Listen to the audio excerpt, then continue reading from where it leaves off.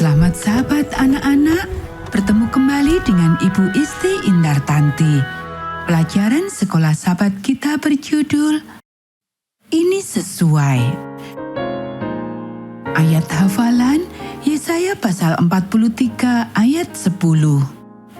Kamu inilah saksi-saksiku, demikianlah firman Tuhan. Dan hambaku yang telah kupilih, supaya kamu tahu dan percaya kepadaku dan mengerti bahwa aku tetap Dia.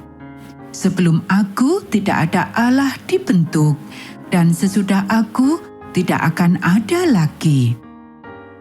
Poin penting pelajaran kita, cara terbaik kita melayani adalah ketika kata-kata dan tindakan kita sesuai.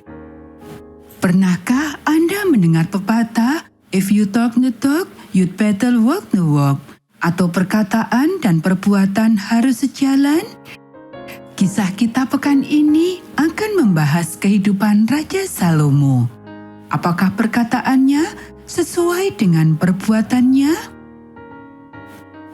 Lenggokan unta yang tak henti-hentinya dan kehangatan hari itu telah membuai sang ratu ke dalam kondisi setengah tertidur.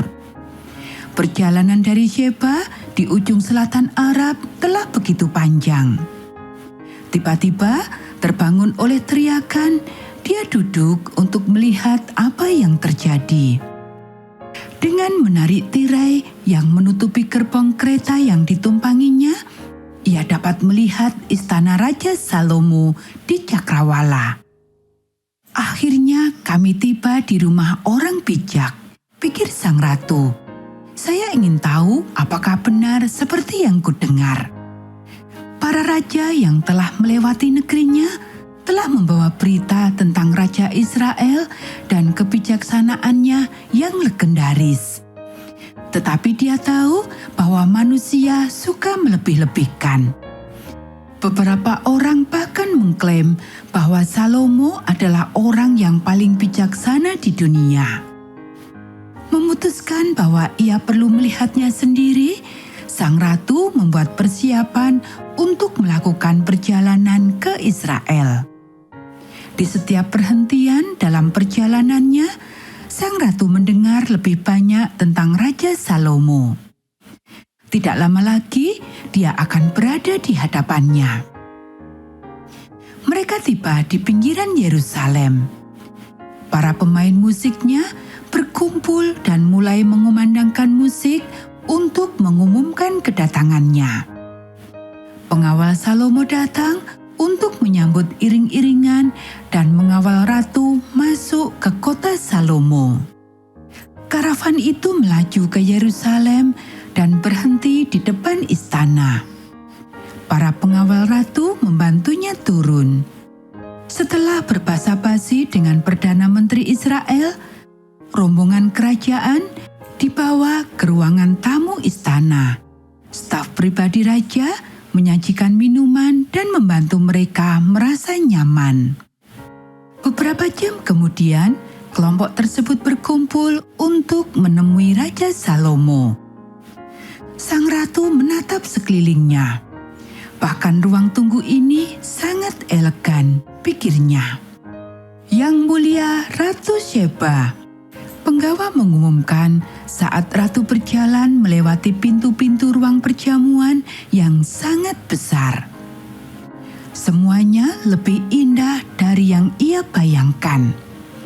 Tirai-tirainya tampak seperti emas yang dipintal.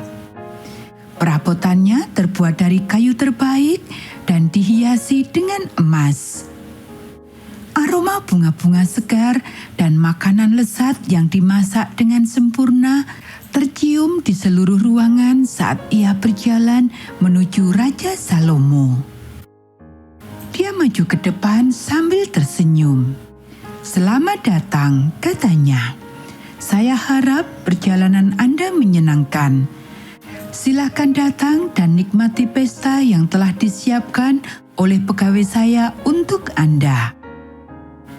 Selama berbulan-bulan sebelum meninggalkan negaranya, sang ratu telah menyiapkan pertanyaan dan teka-teki yang sulit untuk Salomo.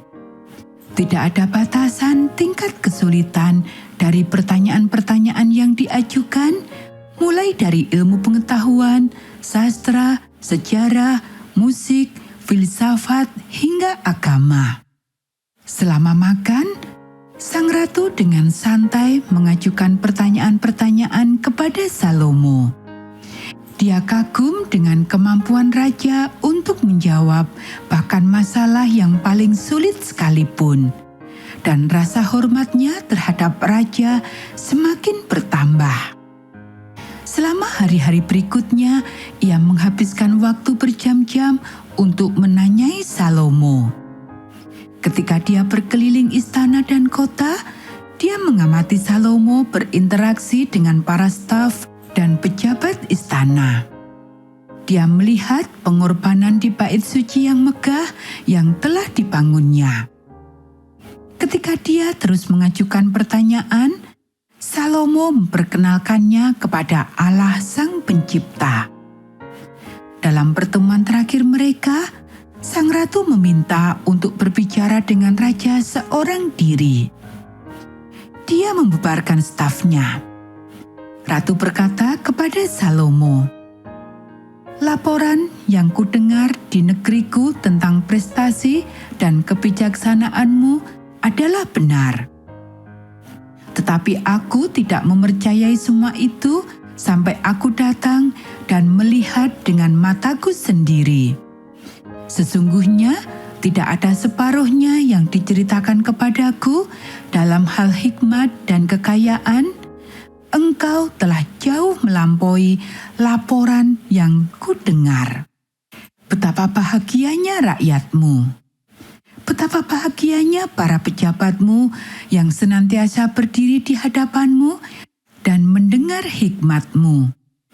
Terpujilah Tuhan Allahmu yang berkenan kepadamu dan yang menempatkan engkau di atas tahta Israel.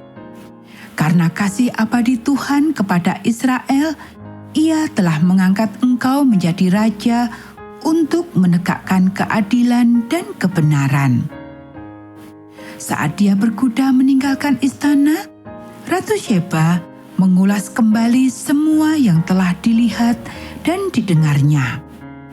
Seperti permadani yang ditenun dengan sempurna, semuanya cocok.